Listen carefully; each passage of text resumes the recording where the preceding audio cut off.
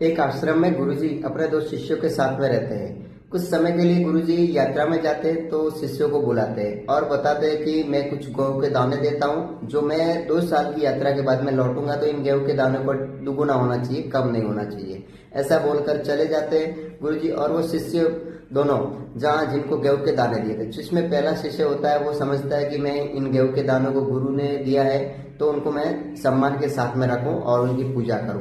और दूसरा शिष्य होता है वो समझता है कि इस गेहूं के दानों को दुगुना करके देना है, तो वो कुछ सुझाव लेकर गांव जाता है और अपने पिताजी से मांगता है कि कुछ जमीन मुझे दो ताकि मैं इस गेहूं के दाने को मैं दुगुना कर सकूं।